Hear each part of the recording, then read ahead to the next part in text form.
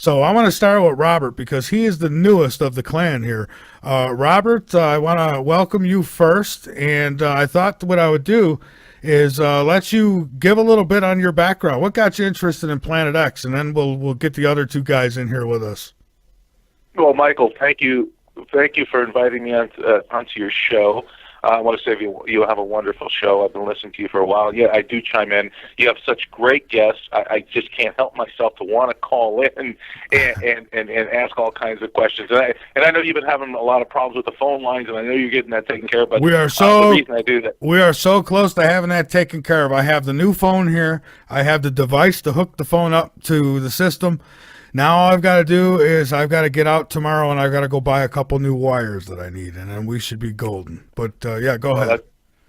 That's wonderful. And let me say to you, you are the boss man, as little Manny says. I think that's terrific. I love it. Yeah, Manny's awesome. I mean, 2 years old. I mean, so how long has he been listening? He not longer than 2 years, right? So no. Oh, yeah, exactly. Right. I've been listening just a little longer, but I think Manny's got it on me, man, because he's a bright little kid. I mean, think about this: the parents are allowing the little child to listen to truth. Yeah. Michael, I gotta also tell you, I gotta tell you this, man. I love that commercial you run just before you come back on air. Your promotional aspect for your show. I mean, you're just laying it into these moronic libtards. I'm sorry, but that's what they are. They have been so brainwashed they don't have any clue or conception or they're part of the system. I don't know, Michael, but it's just beyond belief. The ignorance of these people is beyond me, man. I know. Really, really, really is. I know, and you know what? I am so thankful to God that I have lived to see the day when a real president stands up and just slaps the media around like the liars that they are. Wow. I mean, it's like I died one day. I got to pinch myself every now and then. It's amazing. I'm with you. I'm with you. I think it was today Trump called CNN the fake neus once again. Well, no, you renamed them now. Now they're the very, very fake news.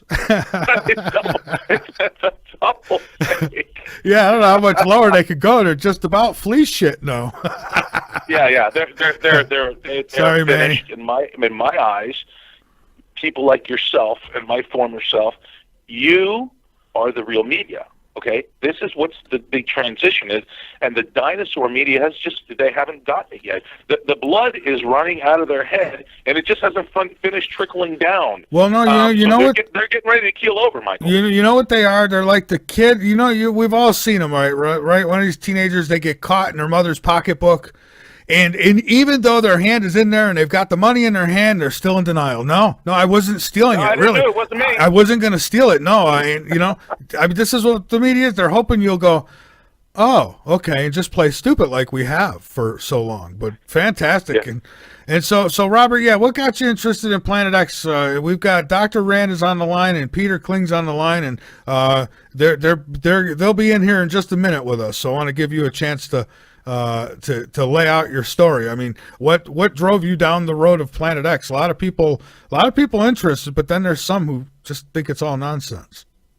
And I understand that as well, Michael. And I being in the position you were about almost 4 years ago, being a talk show host, I know how it is to be in that position. But what really changed for me is during my show when I first started. It was late 2010, early 2011. I, like everybody else, was trying to figure out what was going on, looking into 9/11 and free energy sources, and I just basically threw myself all in. And I was a business owner, Michael, in 2006, with my partner, and I really wasn't paying attention to anything. I was just trying to build a business. I was in the restaurant equipment business, and I was doing really well. And things were flourishing. In 2008, everything fell apart, and that's when I really started doing investigating and what was going on. I wasn't aware of what was happening. And just to say this, that I always believed in extraterrestrials. Okay, and even since I was a kid, I was fascinated with any documentary on space. I mean, hell, I watched the Carl Sagan the 10 parts or 11 part series, The Cosmos. I must have watched that 10, 20 times as a kid, Michael. So I was completely fascinated with it. But when everything started turning around for me is when the economy started collapsing, I started investigating what was going on, what was happening. And it got to the point where I realized that 9/11 was a complete fraud. And I think that was probably a big awakening point for many, many people, Michael. And of course, I was thrown into the mix with that, losing everything, losing my business, losing my house. I mean, I lost it all. I was just building at that point. I 2 years, Michael, 2.5 years. I had already built a $500,000 a year business, all gone, taken away in an instant. So you were in right? that point of your life where you looked up and says, "Good, I hope Planet X is coming." You know what? In a sense, I kind of felt that way about a couple of years ago. Yeah. I really did. But that was the anger of it all. And then I pushed that anger aside, and then I started really, really investigating, actually 2.5, 3 years ago. And I was doing a little investigating as I was doing the radio show, but the realization was, as people that have put all their own effort and research on the web, and it's all over the place. I mean, video after video, of course, Zachariah Sitchin, Dave Mead, so on and so forth, and I won't bring up Marshall Masters, I promise. Thank you. He's the only one. I mean, I if he would get in the conversation with us, I'd be happy to have him, but he won't do that. So, well, I'm sad for that. I really am. I know what happened, and I'm sorry for that, Michael. Yeah, well, it's all right. He's still doing his thing, and I'm doing mine, so I'm not going to sweat it. Right. But what, Michael, to get back to what I was saying, what really made it real for me in 2011 is I was doing the shows. I was really getting to the UFO thing, and I had a roundtable discussion. It was 4 people, and you remember Ed Grimsley. He's passed on now, and a friend of his named William, Bill, he was supposed to be a guest as well. Well, on that show that evening, we were going to have a discussion, about extraterrestrial UFOs, orbs, everything. And William was supposed to be calling in, and the show's live, and I kept trying to call him in, but every time I called him, it was just dead. There was no busy signal. There was nothing. It was just a dead line. So I was texting Ed. I said, Ed, is this a joke? Is he playing a game or something? I mean, I can't get him on the show. So Ed says, look, let me call him directly and see what's going on. Ed tried to call him, and he got the same thing, dead line, blocked. So I'm thinking, okay, these two are playing a joke on me. So come to find out that William had a fiancée at the time. Now they're married. But Bill's fiancée, Alma, was a channeler, okay? Mm-hmm. So what happens is she is told by our friends upstairs, she is told to call into the show, okay, and explain why, Bill is being blocked and can't come onto the show. So she calls in now. She's extremely psychic and an incredible channeler, okay? This is an absolute, and I'll be able to go into that a little further. She calls in, tells us, okay, Bill can't call in. He's being blocked because of dark forces, dark entities that do not want him to speak on the air. So now you got to understand my position where I was. This was all new to me. I was only 1 year into my broadcast, and I'm saying, yeah, okay, sure, fine, channelers being blocked. I didn't believe any of it, Michael. But I'm on the radio, and I'm thinking, let's let it move forward and see where it goes. So Bill isn't on the show the whole night. Finished the show. Then, finally, he's able to call me. He calls me. He says, look, this is what happened. I was blocked. I'm telling you, man, I was blocked. I didn't really know what to think. I thought it was I didn't know what to make of it, Michael. Okay? Yeah, I've been there. Yeah, I'm sure you have. Mm-hmm. So what I ended up doing is setting up a show just with William and Alma to come on and explain what happened with that whole deal, okay? But then you have to understand that I didn't know Alma was a channeler. She was just being told, it was information that she was telling me, but I didn't know she was a channel, okay?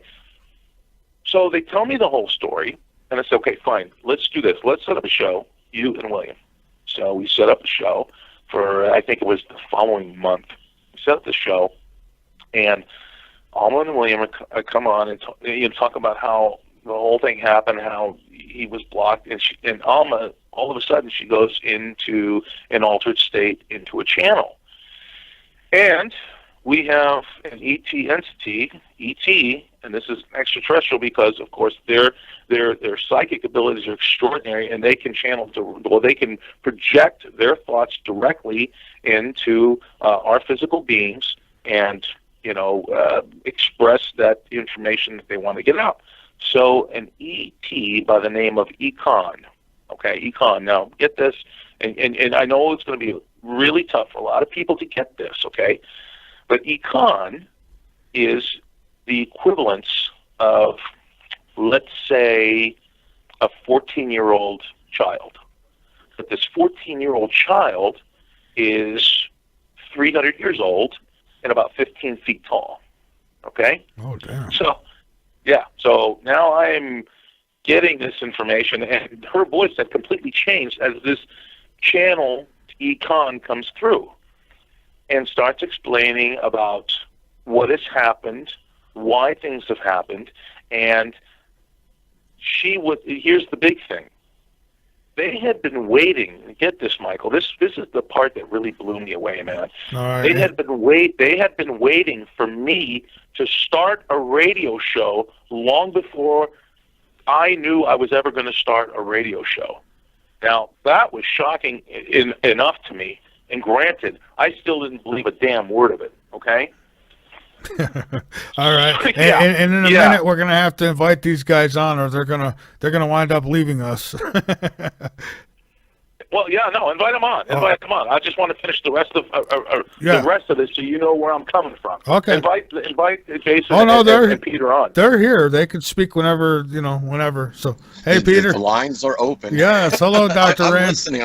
Robert, it's a pleasure to meet you. I'm just listening to what you're saying here, and it's most fascinating. And I think of my own situation, and which happened at the age of 18, like you were. When we got to the cosmos, that was fantastic. But what got me started down this interesting path was Eric von Däniken back in the 70s. And oh, sure. This was a situation where I was already seeing future events now for several years, and then Eric came out with his book on the Chariots of Fire. Yeah. Yeah, Chariots of the Gods. I'm sorry, not Chariots of Fire. That's a running movie. Right.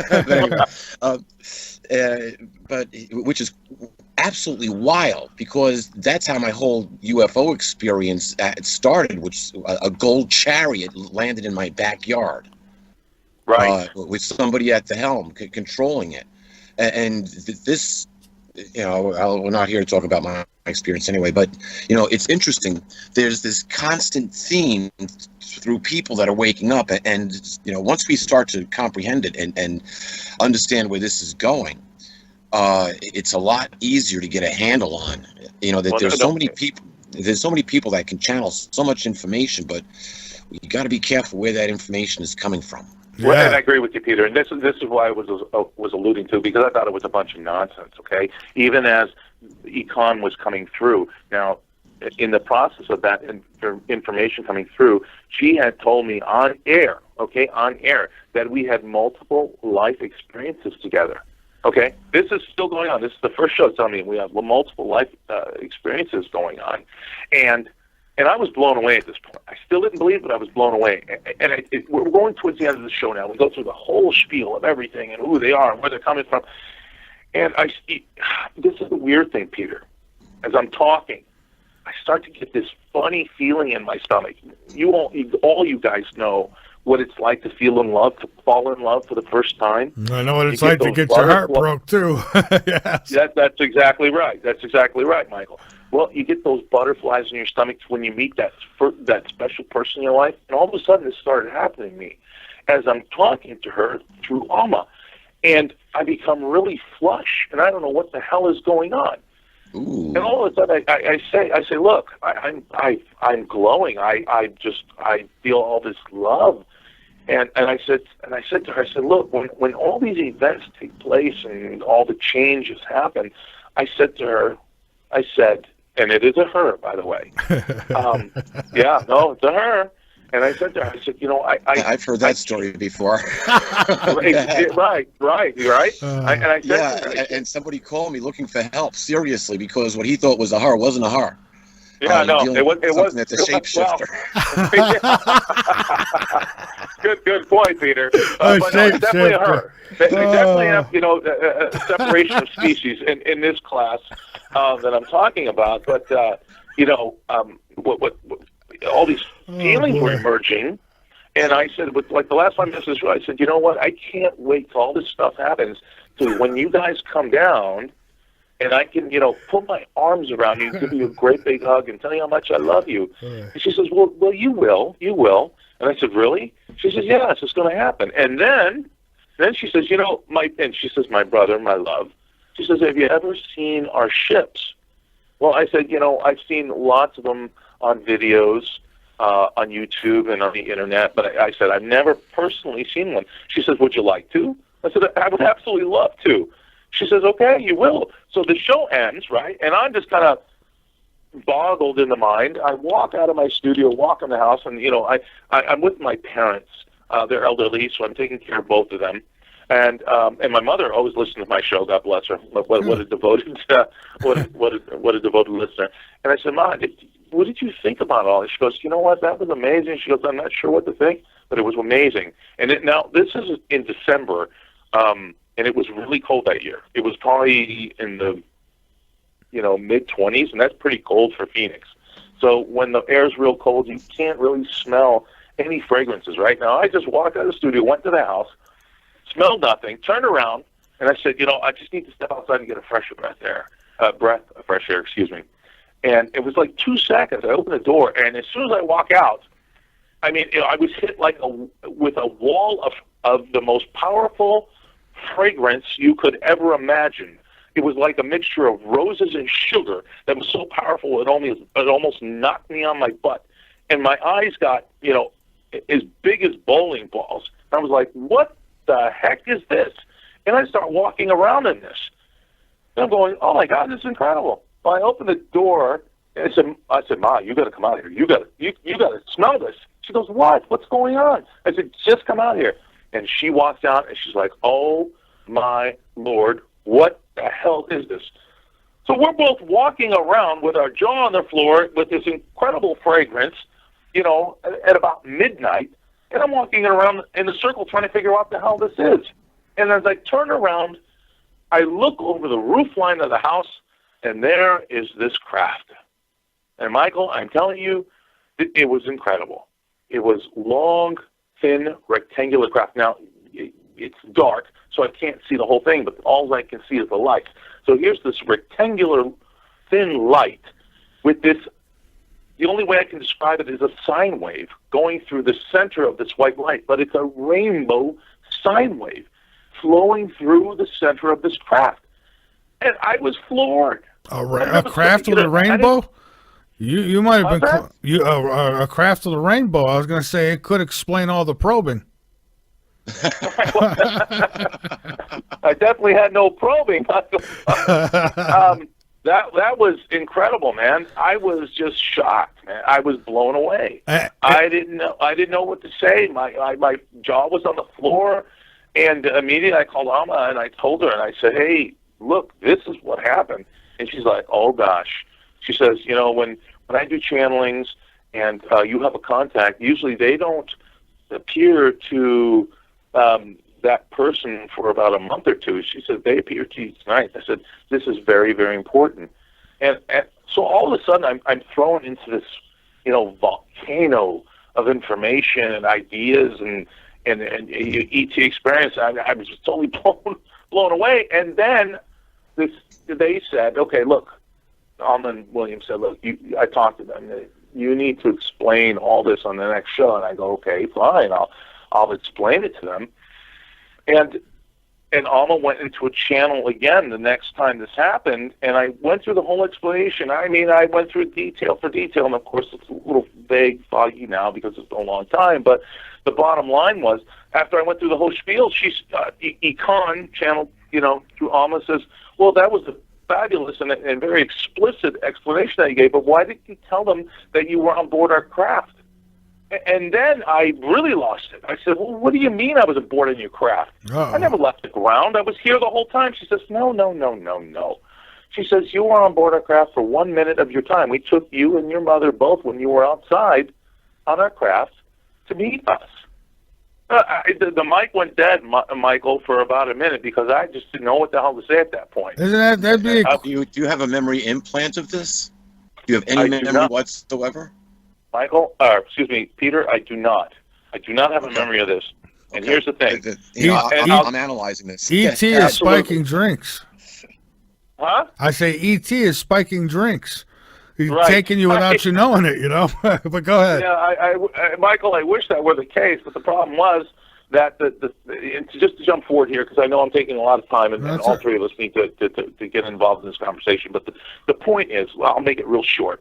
The next time this event happened, and this was verified by many people, is when I still had my business. I hadn't gone out of business yet.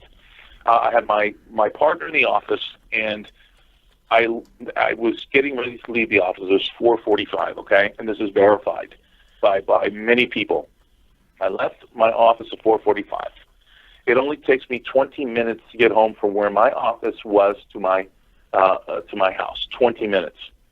When I arrived at the house, it was an hour and 15 minutes later, and I had no explanation for it.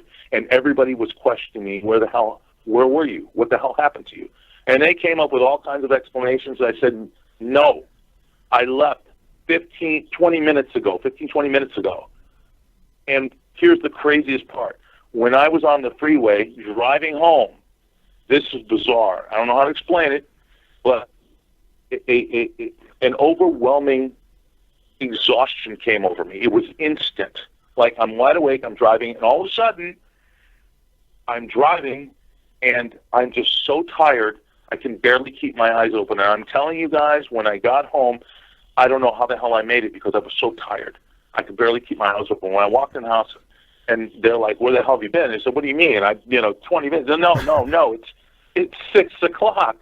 My jaw was open. I said, I can't talk about this right now. I can't tell you anything about this. I need to go lay down. And I went and laid down, and I slept for 3 hours solid instantly. I got up, and we had the same discussion. Nobody believed me. I called my partner. I said, Ken, when did I leave the office? He says, you left at 4:45. I left 10 minutes after you. They all heard it. It was on a speakerphone. And they were all looking at me going, okay, so what the hell happened? And nobody was still believing me until I had the next show. Well, prior to that, myself and Bob Dean, we went to L.A. and saw Alma and William because I needed an explanation. I need to know what the hell happened to me. So what did happen to you? Do you know? I mean, what did they do to you? Well, it's not what they did to me. They didn't do anything to me, because I explained earlier that I had multiple lifetimes with Econ. I'm here, as everybody else is here on this planet, for a purpose, to help awaken the people to understand what the heck is going on. I've done my part. Michael, you're definitely doing your part. Everybody involved in this movement, of the truth movement, awakening, is doing exactly the same thing. They told me, okay, and I asked one of my guests when this was going on. I was thinking about having a regression of what happened, but this is what they told me. They said, my brother, first of all, you were with us. Get this, guys. I was with them for 14 and a half weeks in that hour and 15 minutes that I was missing. I was with them 14 and a half weeks. And my mind exploded, because that's when I had gone to California to find out, where I'd been, what I'd done, who did I meet, where did we go, what galaxy we go to, what did we explore. I wanted to know everything. And you know what the answer that I got was? And it really, really upset me. They said, it's not time for you to know now. And I really, really got mad. I really got upset. I said, what do you mean it's not time for me to know now? And they said, listen, if we were allow you to remember everything that you experienced with us in that time you were gone, do you think you'd really want to finish living the rest of your life on this planet? It was that bad? Say that again, I Mike? say it was that bad? It was that bad. Well, that's what they told you. Right, that's what they told me, and it's not the Yeah. factor of bad or good. It's I could experience any number of things, but they wouldn't allow me to remember. But what they did say at the end of it says, when it's time for you to remember, you will remember. Now, I spoke to several regressionists who had been on my show at the time, and they said, look, if they told you that, they told me directly. They said, Robert, if that's what they said, let it be and let it happen naturally. And also, my friend Bob that's a Dean, that's a ticking time bomb. well, and it could be. It is. But Trust me. but Peter, you got to remember this. You know who Bob Dean is, right? Yes. Okay. Well, Bob Dean went through that exact type of regression through his contacts, and you know what happened to him? He went into a massive depression for 5 years. He didn't want to speak to anybody. He didn't want to deal with anybody after they lifted the little teapot lid off his head. Oh yeah, I can understand that. He remembered so many things from past lives, and with the contacts that he had, it put him in a deep depression. And he told me directly, he says, Robert, be careful, because I went through this. And he says, this could spin you in a deep depression. And I thought about it. I mean, guys, I thought about this for 6 months. And I said, okay, fine. I'll just let it come when it comes. But here's the part of Planet X that I wanted to bring into this. They spoke about this on my show. They said that they showed me 3 screens when I was there, okay? 3 different screens. I'm listening. Here's us now. This is our Earth now. This is what it may be, and this is what it may be. In other words, they're saying we are the ones who make the choice of where things are going to go. In other words, history is written as we move forward in time and how things change. Now, I haven't seen a lot of things to tell me that, we've averted this situation. I think we are going to go through a very, tumultuous time. I think we are going to face some very devastating times. I think, and what, let me put it this way. Let me interrupt you for a second here, because this is a lot of what I've been talking about over the past year, and it's one of the major reasons for the name change on Letters to Earth, and it's totally congruent. The message hasn't changed, but it's Letters to Earth, the future is yours. And it's because of exactly what you're saying here as to what our future is. You see, it all comes down to how we choose. So there's 2 different timelines. One of them is what we identified as the catastrophic timeline. This is when I was doing a considerable amount of work with Alfred Leonard Weber 5-6 years ago. The other one is the positive timeline, and there's a divergence. But it's us that choose which path we go down. This is when we go back into Scripture. It's what Jesus said, broad and spacious is the road to destruction, but narrow is the gate, is the path to everlasting life. So, and he says, many searching for it will not find it. And that is, there is a duality in the future, but the duality lies within us. Well, Peter, just let me throw a little caveat on there, that the future exists simultaneously because everything exists in a duality, and it's instantaneous. Because you have to remember, in my thought process of what I've been talking about, the past, present, and future exist simultaneously. Yes. It all exists concurrently. There is no future. There is no past. It is only in the timeline that we exist. Now, to further that statement, okay, this is the physical universe that we are existing in this 3D plane as we conceive it. But there are multi-planes. In other words, there are planes upon planes upon planes upon planes of existence. Hence, the trans-dimensional beings that exist in this. And this is exactly what I've been saying from the beginning and what I wrote in Letters to Earth. We actually live, based on string theory, M theory, and superstring theory. String theory says that in order for us to exist, there needs to be 7 other spatial planes. The fact is, we don't live in dimensions 1, 2, and 3. We live in dimensions 8, 9, and 10. The other dimensions, according to how the mathematics works out, existed before our physical universe existed, and it can exist just fine without our physical universe. However, our physical universe totally depends on those other 7 spatial planes being there. If they're not there, we are not here. That's string theory gets into really the origin of energy and explains it mathematically. M theory goes into membrane theory on how universes are created or how dimensions are created. No, actually universes. And then you go into superstring theory, which says, well, look, there could be an endless amount of variables and there could be an endless amount of dimensions. We just don't know. And when we go back to what is now fractal science, which used to be fractal technology, that's exactly what that's exactly the truth. And guys, here's my only problem with the timeline thing is that some of these guys out there, I'll mention none of their names, will use that as an excuse. Well, oh no, well, what I told you was going to happen in the future actually happened. It just, we're lucky it didn't happen on this timeline. And it's like, that kind of bothers me. Well, you know, it bothers me too, Michael, because I don't fall into that belief system. And the reason I say this is that we haven't averted the situation. Exactly. Is this. Because all these people are capturing these extra solar bodies, which I think is part of our binary system that we are all seeing now. Michael, I sent you that video from Brazil of the two suns coming up. Okay? You have it. I sent it to you. I see it. So when we're looking at this, we got to say to ourselves, okay, what are we facing? Is this a natural cycle of this solar system being a binary system, which most solar systems are binary and trinary, and very rarely is there a single sun with its satellites that orbit around it. And we've been lied to this whole time, Michael. But listen, here's what I tell people when they do send me something like, they send me a picture and say, look, I took this yesterday. I usually put them on an assignment and tell them I want you for the next week to take a picture, take it at different times, sun's coming up, and keep a record of it for the week and then share it with me. And because if that happens, then you should, and it's there, you should be able to duplicate it.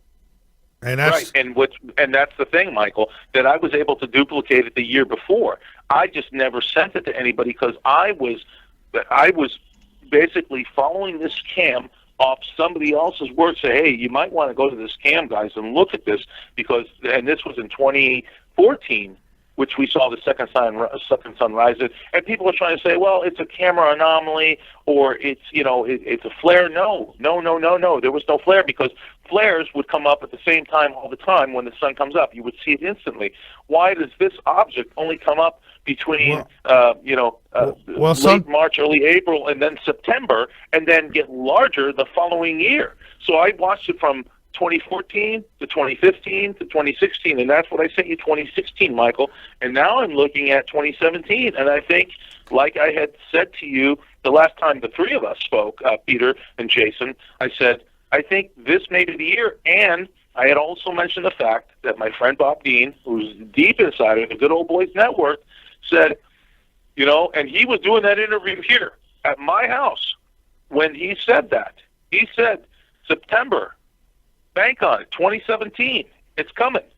And sure enough, where are we? Look at the earth changes. Look at the devastation. I mean, I can name event after event after event that's been taking place, whether it's from the sea with all the sea life washing ashore because their magnetic their magnetic field have been altered, are washing up ashores all over the place, dead fish everywhere, birds falling out of the skies. And what about all the animal attacks that have been taking place? I mean, this is getting crazy. Explain how the Schumann resonance goes from 7.83 hertz into the beta range of 13 to 35, which is when our brains are vibrating between 13 and 35 hertz. That's beta state. That's where fight and flight is. And so, you, Peter. Yeah, well, we've talked about. I've been talking about this for quite some time, but the Schumann resonance now vibrating between 13 and 35 hertz is something that's just recently come about. It's off the charts, Peter. It's off the charts. It's never been experienced. When it's been as high as 65 hertz, I saw on one of the readouts. This was several months ago, and I proposed at that time that may have been caused by CERN. Because they were doing work at the Hadron Collider, and that's a whole nother situation in itself. Boy, there's a show right there, and that in Revelation chapter 9. But regardless, from what I understand on Planet X, and I will get back to this dual timeline that we're on because that's exactly it. It's us who decide what our future is going to be. And Robert, and all of this information is what we need to take into consideration. Yeah, Michael. I was just wanting to quick go, Robert, I don't know if you're able to do it right now, but any chance you could send that to me again, because I'm going and looking and now it's not in the file I put it in. Because I want to look at it again. It's been a little while. I'll take a look at it so I could comment more on it. But if you could send it. I got my email open, but go ahead, Peter. Michael, I'll send it to you right now. Oh, thank you. Okay. No problem. Let me just continue on the Schumann resonance thing. Now, or on Planet X, actually, we know that now the Earth is vibrating in the beta state. That's why everybody's sleep well. Most people's sleep patterns seem to be disturbed one way or the other. But from what I understand, and I don't know how anybody knows exactly where it is, but from what I understand, it's supposed to be like passing over the top of us and going underneath us, or vice versa. But it's in an elliptical orbit. It's not actually going around with the patterns. It's coming over the top and going out the bottom, something like that. Planet X? Planet X, yeah. No, I understand that. I've heard all kinds of things just like you guys, but, I was told that it's actually going to be well outside of us, but it's going to have enough pull on everything around us. That's how it's going to affect us. Now, I don't know. But, Michael, that's thing. Exactly right. As it comes back around is when I'm going to be more concerned about. It's on right, an inbound trajectory now. Peter, it's going to cause a 25 to 26 degree shift.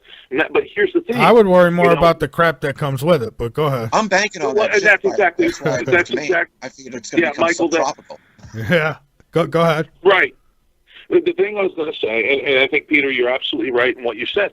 I think it's not going to be as violent as everybody thinks, because it varies on how it, the closest planet, which we all are saying is Nibiru, Planet X, will come close enough to create that magnetic pull to actually flip us at 180 degrees. And my personal belief is it's never actually really done that. What it has done throughout the beyond the time that it's been here, and it's created that, has always left life on the planet. So it's never been that drastic. What I think it usually does is probably create a shift of 25 to 26 to maybe 30 or 35 degrees shift. And that's bad enough. I mean, think about this. Every coastal city that exists will be washed away. But there's proof of that. We've already had the discoveries. It's been shown. The proof exists. Hey, Dr. Rand, are you there? I'm here, buddy. I'm just interesting. I'm listening very interestingly. Okay, I was just going to say, I don't know. You've been so quiet there. I'm sorry. It's not that I didn't forget about you. Hello, Dr. Rand. Oh, no. I'm just enjoying these different perspectives. Well, great. Well, you see, we see all of this going on right now, and so this is where we are gaining accurate knowledge, because what we're talking about here, I mean, we're talking about aliens, Planet X, the future of planet Earth. It could be extremely terrifying if you don't know what goes on beyond that. People are thinking, "Oh, this is the end of Earth." No. No, never is. Exactly what you said. But the biggest problem that we face, and the experts will agree with this, as a matter of fact, Matthew Stein, great person. I've interviewed him a couple of times not too long ago. Wrote the book When Technology Fails. Matthew Stein is a graduate of Massachusetts Institute of Technology. He's got a degree in engineering, and he wrote a book on when this technology is going to fail. I just had him on the other night. Well, then he told you the number one problem that we're facing in the future is the electric grid going down. The grid, down. yeah, that's the whole nut in a nutshell. Right, and that also relates to exactly what we're talking about, because you can basically understand that what Ed Dames has been talking about for years and years and years. He says, this extrasolar thing is going to come down and basically wash us down with this solar radiation, which is going to put down the power grid, and a whole hell of a lot of people aren't going to be left. Why? Because if you don't have fresh water, if you don't have power, because back in the late 1800s, everybody knew how to live off the land. Guess what? That doesn't happen anymore. It's just farmers. If you happen to be a farmer, you're going to do just fine. But you know what? If you live in the inner city, you're not going to do so well. You're not going to fare so well when this whole thing comes down. Well, here's And my this thing. is where the prophecies come right into play out. I mean, this is one of the things that Jesus spoke about, is when it was time to leave the city. And I can go back and give you the historical account, but you are 100% Exactly, Peter. I heard you correct. talk about this the other night. Just to say, Michael, I just sent that off to you. You should have it. Oh, okay, yeah. As a matter of fact, I do. And guys, real quick, I'll just add my 2 cents. And like I said before, Planet X comes by, causes all this havoc and damage and destruction. And really, you got to be lucky if you're in a place you're not affected should this happen, right? So for me, I'm going to let the young people worry about surviving. And if something like that comes, I hope I'm right in its freaking path. That's all I can say. But You sound like you sound like the old. Gonna stand on the beach and watch you coming. oh yeah, I'm gonna. Oh Lord, Michael. I'll be that guy that It's radio. not as bad as you think it's going to be. Well, it's gonna be horrific for people that are in densely populated areas. If I can't have pizza, it's getting pretty bad. Michael, I thought about that, and I thought, living off the grid, dang, it's going to be a pain in the butt to make a pepperoni mushroom pizza. I got to grow the pig, I got to get the seasonings. It's going to take me a year for the pepperoni just to do that. I can handle the tomatoes and the mushrooms, and we can grow the flour, but the dang pepperoni, come on, we're talking about a pig and then aging of the meat. I'm gonna make a deal with the neighbor. You collect the water, I'll save the pizzas. Well, Jason, you've been so quiet, and I loved interviewing you in the past. By the way, I hope you remember who I am, but you've been quiet. You've been quiet in the corner over there. Well, I'm most interested in your personal account as being a contactee. And yeah, I thought we could make a whole show out of that, but go ahead, Doctor. Sorry to interrupt. Yeah. Oh, that's all right. And my respect for Peter, of course, has developed over the past year. And Michael, thank you for, of course, putting the show on for us tonight. And more importantly, the reason I've been kind of silent is that you two guys have given me great pause tonight. I must tell you. I had prepared some material for tonight, and I thought that it would be a real good idea for you guys to set the stage, which you did beautifully. So if I could interject just a few thoughts here, okay? Sure. The first point that you guys brought up, which of course touches me deeply because I've been a contactee since I was a very, very small child, having that experience on board the craft at age 11 for almost 4 hours, which, by the way, I'm writing in my memoir. There was a very prominent author in the 70s. His name was Gordon Creighton, and he wrote a book called The Humanoids. And it was one of the books that I kind of, ground my teeth on. And I want to read, if it's okay, I want to read an excerpt from his book, which deals with the subject that we're talking about, which is the contactee phenomena. I'm going to be quoting. For some years past, it has been increasingly obvious that the very kernel of our problem is the so-called, quote, contactee report, unquote. It's so incredible, so baffling, that the instinctive reaction of some folks first hearing about it has been to fight shy of it altogether. But we cannot ignore it because it is virtually all the material we have to work with. It is the contactee story, and not the flying saucer story or the UFO report, that we must first endeavor to understand. If and when we have grasped what these tales of landings and of contacts with Earthian entities mean, we may perhaps be on the road to understanding some of the larger aspects of the problem of becoming a contactee. Now, Robert, let me address you. Let me address you directly here. You should consider yourself very, very lucky, and especially gifted in that you may, in fact, have been taken aboard a craft, which is not unusual for contactees. So the advice that was given to you, remember when you were asking the question of, you wanted to know this and you wanted to know Absolutely. that? Jason, I just need to say this. I consider myself extremely lucky in that aspect. It's not that it was something that was, out of my realm, and I always wanted something like this. But it's like think about this for a second. It's like you're nominated for a Grammy Award, okay? And you guys take this with a grain of salt, okay? You're nominated for a Grammy Award and find out that it's taken away from you because, well, we only put you up there because we couldn't find an artist who was slightly better than you, so we just threw you in there, kind of thing. You are given the golden key to, Willy Wonka's chocolate factory, only to find out that all its secrets will never be revealed to you. That's what it kind of felt like, okay, at that very moment. But don't misconstrue what I said. I feel myself very special and lucky to have experienced that. Now, if I might interject here just for a second, because, Doctor, I know that we've talked about your alien contact from early on and the different craft that were involved in what you've seen in your experience. And Robert, you've mentioned, extraterrestrial craft or interdimensionals in yours as well.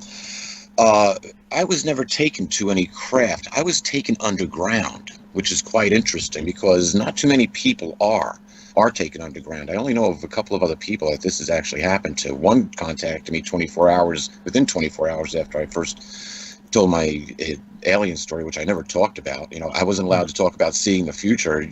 I had alien contact. You really thought I was going to start talking about that now? So I kept that hidden for years. But it ended. It wasn't just one trip either. It was 4 or 5. And it's shortly after my 18th birthday. And I believe it was on the last contact, or actually, I can't say exactly the last contact, was that I was let know. They gave me a final warning after they told me they were going to kill me. But I was in their presence when they let it be known that they assigned somebody to kill me. And well, I was in shock. Peter, if I may interject something here, it sounds like what you experienced is a lot of the ET. Well, okay. Let me back that up. It sounds like what you experienced is part of the covert, deep state scenario, which are deep state entities, military or whatnot, and ETs being probably the Greys. Which species? I have no clue. Peter, but they have been working, and this is information that's been put out forward by a lot of people, that you were manipulated and mind controlled in some kind of way. Now, I'm not saying that actually happened to you, Peter, but that's the kind of scenario that I'm kind of hearing from you. Here, my thought was that the one thing that made total sense was when Karen Udis brought up Homo capensis. And I thought, oh my goodness, the cheese has slid off this woman's cracker. But then I started to research Homo capensis and who they were supposed to be, and I'm like, wait a minute.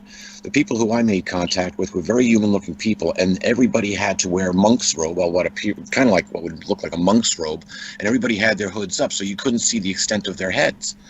And Homo capensis is supposed to be subterranean, so I don't know.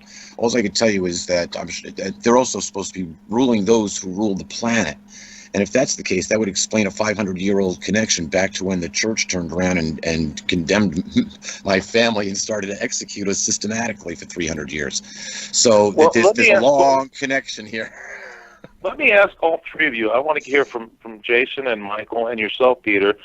What do you think the connection with this, all of a sudden, the information coming out of Antarctica would relate to? Because I think it's deep-seated, very ancient, and I think it may help change the process of the technology that we have been following, which is a controlled construct by the powers that be to keep us enslaved in their system of manipulation and monetary manipulation in order to continue their controlled evolution of our species. I'd like to see what you think. And Michael, I want to see what you think of that video as well, by the way.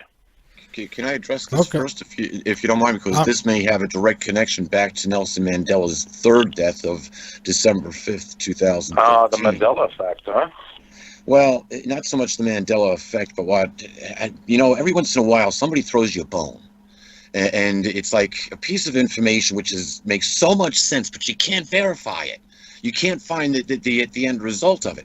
And I got this guy came on joined me on Facebook, and he was sending me link after link after link after link, and it was like, my goodness, what's he do? Spend all day sending me links?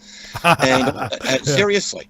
And you know, he all of a sudden he made a comment on something about Nelson Mandela's funeral, and so wait a minute, okay, I got to look at this closer.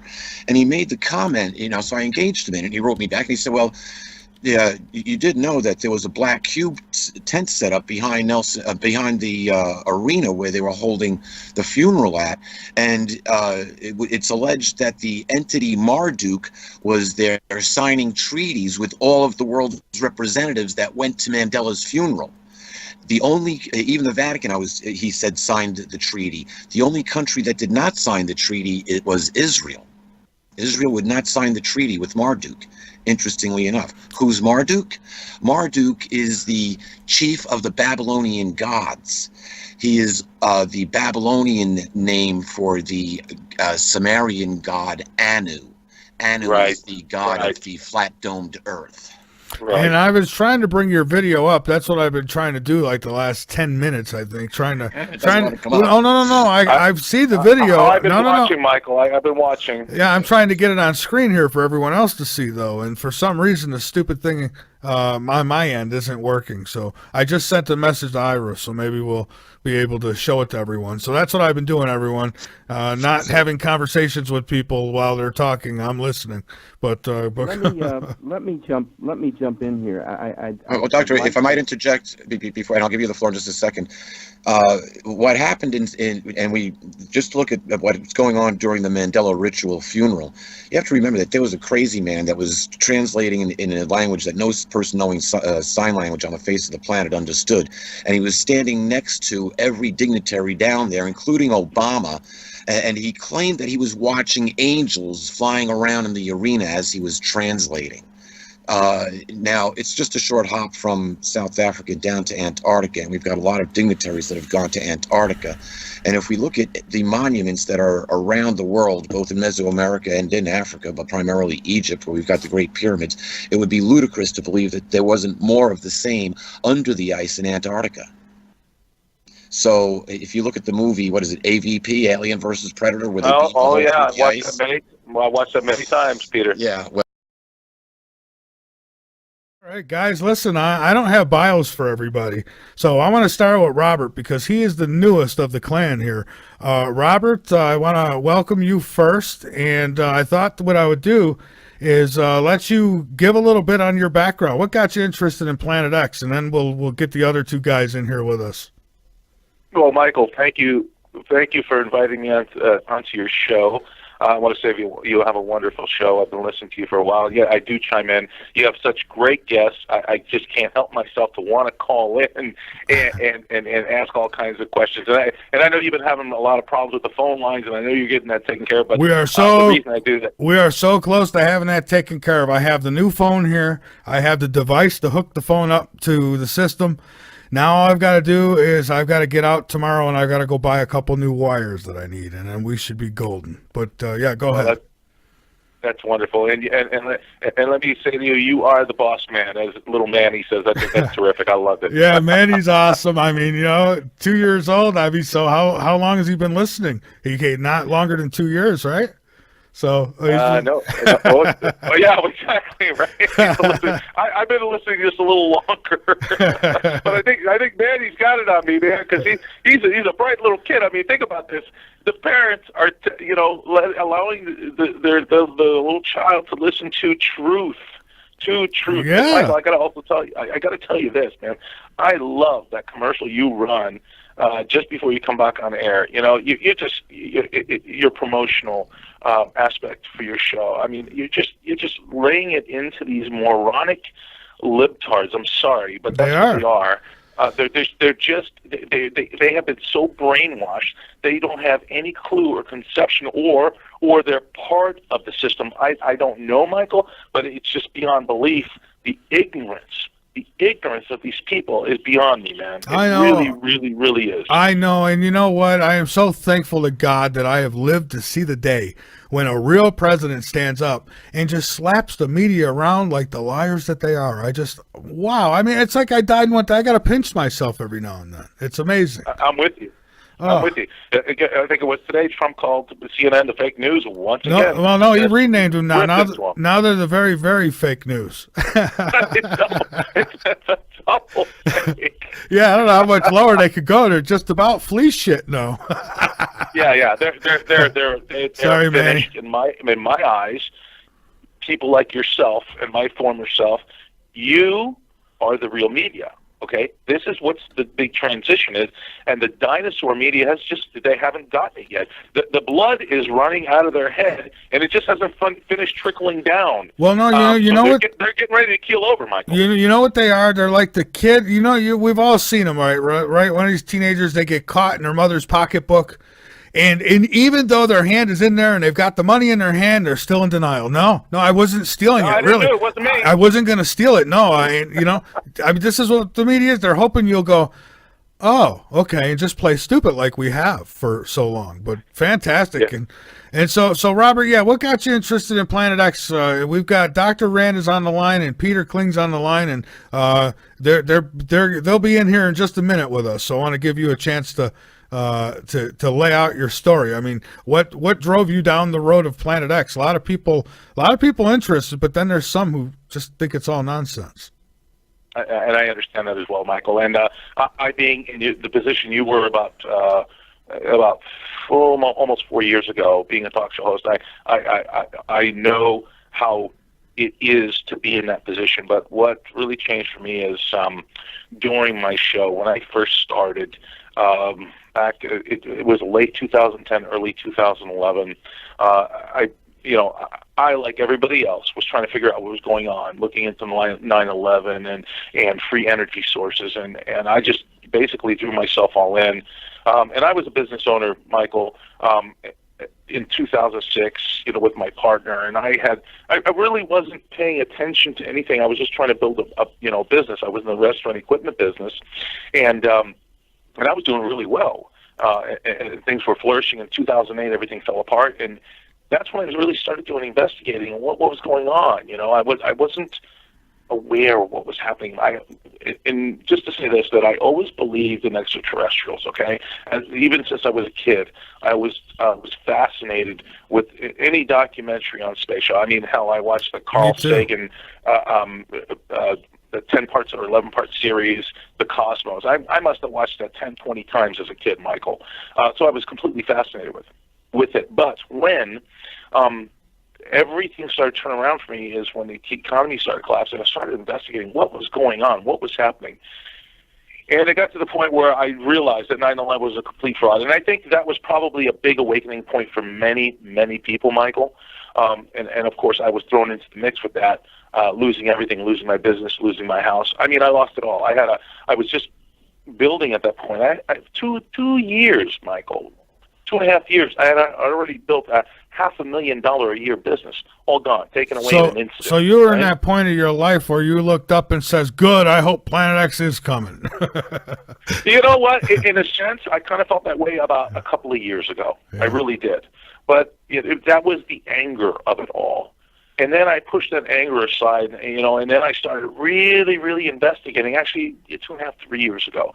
And I was doing a little investigating as I was doing the radio show, but the realization was, as people that have put all their own effort and research on the web, and it's all over the place.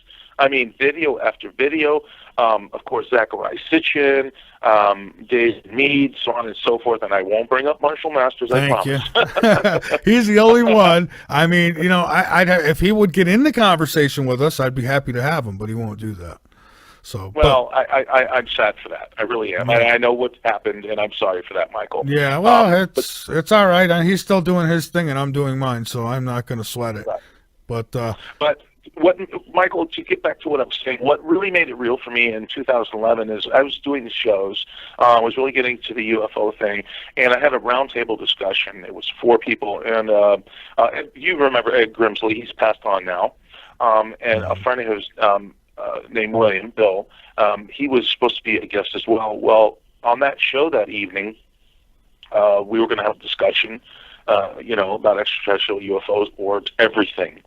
And William was supposed to be calling in, and the show's live, and I kept trying to call him in. But every time I called him, it was just dead. There was no busy signal. There was nothing. It was just a dead line.